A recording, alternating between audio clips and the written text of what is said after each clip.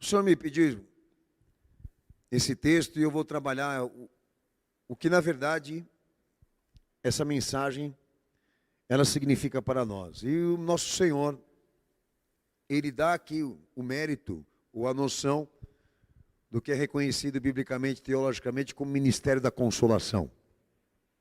A obtenção do consolo da parte de Deus, neste caso messiânico, no caso do messianismo, o consolo é uma virtude que surge de Cristo por causa do seu conselho, por causa das suas orientações, por causa das perspectivas anunciadas por Ele. Que diríamos que o consolo aqui nesse ministério, no ministério que Ele prometeu à igreja pelo Espírito Santo, não é um alívio de dor. Não vem para o objetivo de aliviar a dor nem sofrimento de ninguém, mas para fortalecer a vontade de Cristo, porque na vontade dEle, no plano que Ele organizou para a igreja, está não só o consolo, como tantas e tantas outras promessas que Ele, obviamente, anunciou, e o direito de participação de todas elas. Ok? Muita gente acredita que ser consolado basta uma palavra. Aqui, o consolo não vem pela imposição da linguagem ou do conteúdo, tá? Satisfatório. O consolo aqui é virtude, que quer dizer, quando Ele vier a consolar alguém, Ele fará em fidelidade a Ele mesmo, com base na vontade dEle, nas suas orientações, nos seus anunciamentos, nos seus pronunciamentos. E se eu e você estivermos debaixo disso, vamos participar. Se nós estivermos fora disso, não teremos acesso. Existe essa exclusividade por Ele, todos sabem aqui, por isso há uma fé dita por Ele e revelada por Ele, e aonde entra a visão administrativa da coisa. Pode ser que venha para um, pode ser que não venha para outro.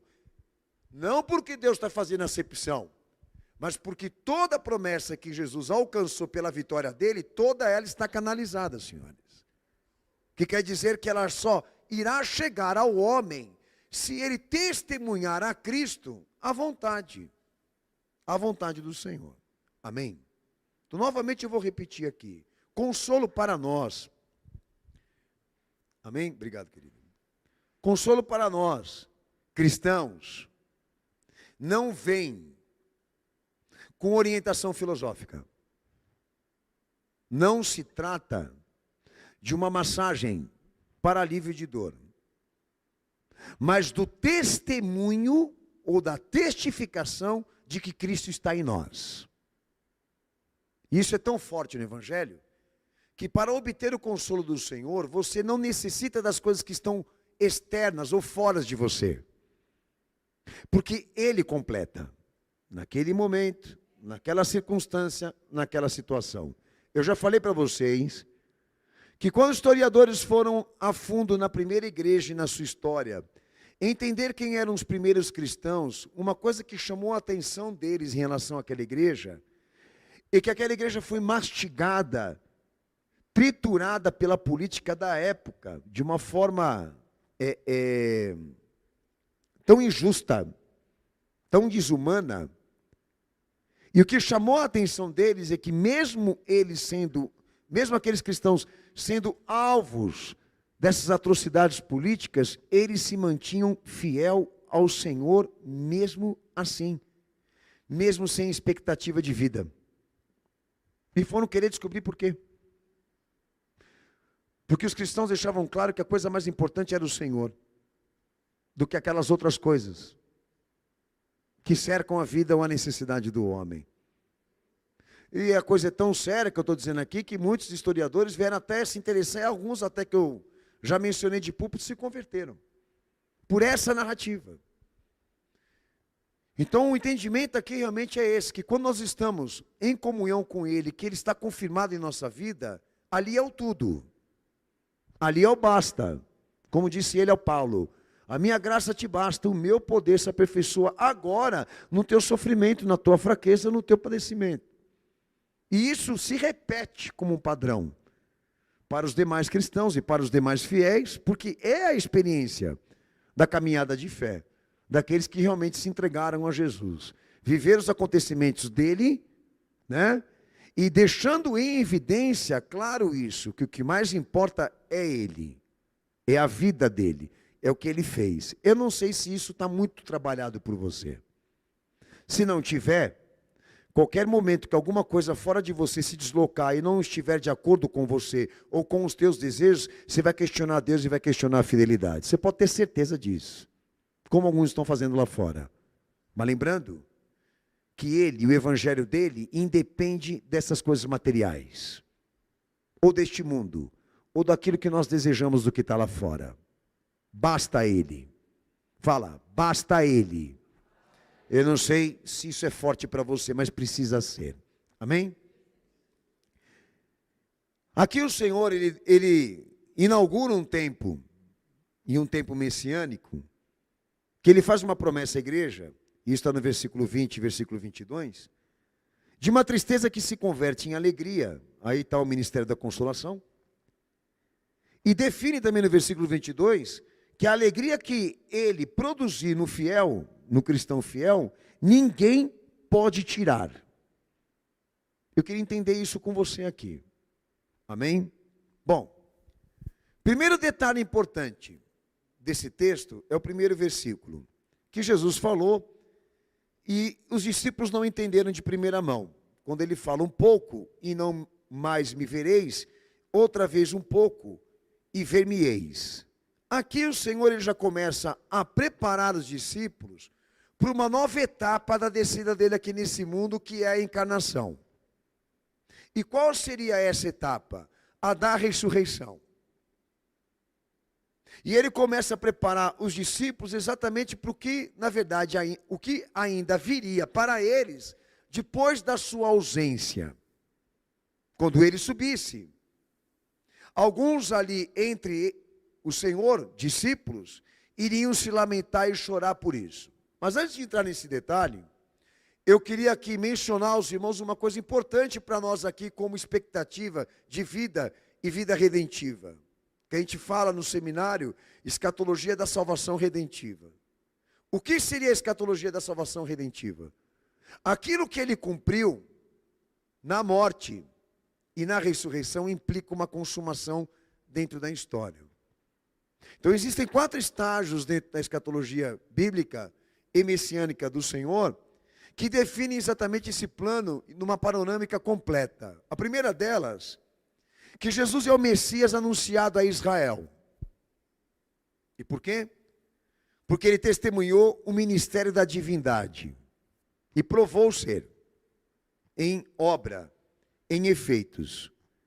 Terceira panorâmica, ele é o único mediador de Deus entre os homens, pela posição de mérito que ele assume pelo que ele fez. E por último, a salvação que ele representa, ou que ele assumiu representar, implica um segundo evento, um segundo acontecimento, que é a sua glorificação. Então ele cumpre aquilo que está nos profetas, assume o ministério da divindade, cumpre de maneira perfeita aquilo que estava previsto, e a morte para ele não é a única coisa, ou a última coisa, porque ainda implica a ressurreição, como também um segundo aparecimento para a glorificação. Por que o pastor está falando isso para vocês? Porque todo este livro aí, a Bíblia Sagrada, todo ele está organizado de ordem cronológica, de tempo, espaço e consumação. Todo ele. Que isso é um indicativo para nós. O que virá? O que está para vir? Nós precisamos saber. Ele deixou à igreja o amparo disso. O que vai ser no futuro? O que aconteceria no mundo, até mesmo depois que ele se ausentasse do acontecimento messiânico dele. As igrejas não se interessam em pregar nem orientar, mas nós que se dizemos cristãos, nós precisamos estar nesse tempo. Nós precisamos estar debaixo desse respaldo, daquilo que Deus planejou, organizou e preparou para a igreja, no Filho, porque esta é a linha da atuação dele. Não só do que ele planejou e organizou, mas daquilo que ele também agora quer que eu e você venhamos a participar. Então hoje a igreja está repleta de anunciamentos e perspectivas que, à luz do que Jesus preveu e anunciou à igreja para o futuro, é falsa. Muita coisa que a igreja hoje prega, muita coisa que ela promete, muita coisa que ela ora, ela pede ao Senhor, ele não prometeu que ele vai dar. Ele não prometeu e não anunciou que o mundo vai experimentar. Então há expectativas que são falsas, que a igreja hoje, ela insiste em anunciar, e isso lá na frente vai gerar um colapso teológico. Já está gerando um colapso teológico. Então é muito importante a gente entender essa história, que ela tem um início e um fim. E este fim, irmãos, é a glorificação dele. Então a ressurreição para ele, a ressurreição física, a ressurreição corporal, da sua verdadeira humanidade, ela é uma implicação messiânica. Ela é uma exigência messiânica, uma exigência para o Messias. Então é muito importante que você que está me ouvindo aqui agora entenda que aquilo que se cumpriu em Jesus e na cruz, a nível de efeito, aquilo não se traduz por melhor vida ou única forma de vida. Aquilo se traduz por vida redentiva. Porque quando ele desce para servir o homem redentivamente e define que a ressurreição era necessária, na ressurreição dele não se assinala só a vitória dele, a sua glorificação, mas como também a perspectiva de um reino celestial e de uma cidadania celestial. E ele deixa claro, esse mundo não me pertence, eu não sou dele, vou para o meu Pai, vou subir, e ele deixou isso claro para a igreja, de que aquilo que aconteceu com ele não liga um novo mundo, não liga perspectivas de mudanças e melhorias deste mundo ou do seu sistema, mas uma esperança escatológica. Porque quando ele volta para ser glorificado, ele volta para pegar o que é dele, não para descer aqui e governar o que está aqui. Muda completamente o caráter, da forma como nós enxergamos exatamente o quê? Para onde nós estamos indo. Que a filosofia, ela se preocupa tanto com isso, da onde saímos e para onde estamos indo. Aqui também se trabalha isso, senhores. Mas com base no que ele falou. Então a ressurreição para ele é uma implicação. Se ele não atinge, ele não tem legitimidade messiânica. A morte era tão importante quanto a ressurreição. Ou vice-versa.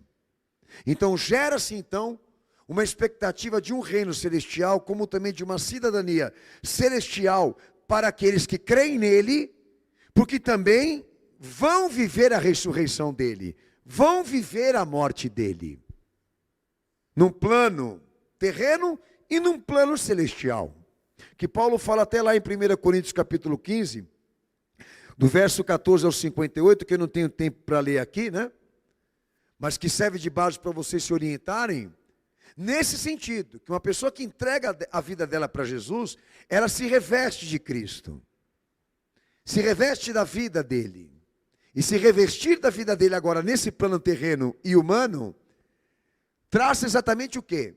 A transformação intelectual, moral e espiritual desse indivíduo que professa a fé. E detalhe, num processo que não só faz ele desenvolver vida cristã nesse estágio, nesse processo redentivo na terra, como também na promessa de um futuro eminente com Cristo, para que assim como ele é, o veremos, como também assim como ele é, sejamos revestidos da sua totalidade, da sua incorruptibilidade, como também da sua imortalidade. Um processo que começa aqui e que termina lá. Assim como foi para ele, assim também serve como um padrão para todos nós. A igreja tem que pregar isso, porque é a identidade dela e daqueles que servem a Cristo. É daqui que sai o que eu vou pregar hoje. Por que que muitas vezes o fiel, aquele que serve a Cristo, ele supera as dificuldades, os sofrimentos nessa vida, mais do que aqueles que se amparam na filosofia?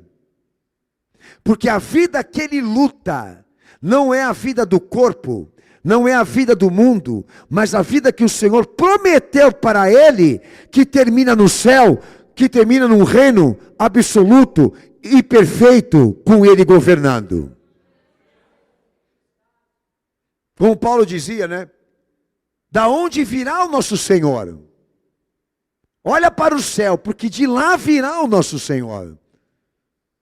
Essa cidadania celestial, poucos hoje que se dizem cristãos respiram ela e se identificam com ela, porque a maioria interpreta o evangelho como estilo de vida.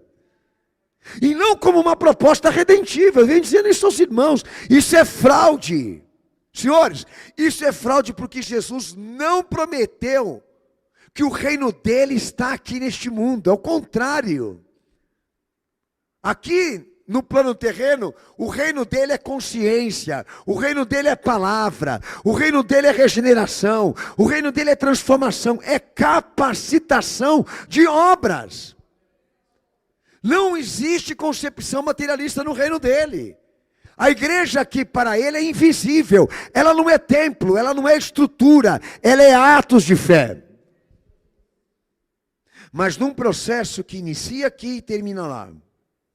Assim como foi para ele. Você aceitou Jesus assim? Com essa concordância? Ou está permitindo de que este plano aconteça agora? De que o trabalho dele se volte exatamente a te formar como um cristão na tua intelectualidade, na tua moralidade, na tua espiritualidade, até ministerialmente. Porque este é o tesouro, essa é a riqueza que nós temos que levar dele, o legado que ele deixou para nós, a igreja que está dentro de nós.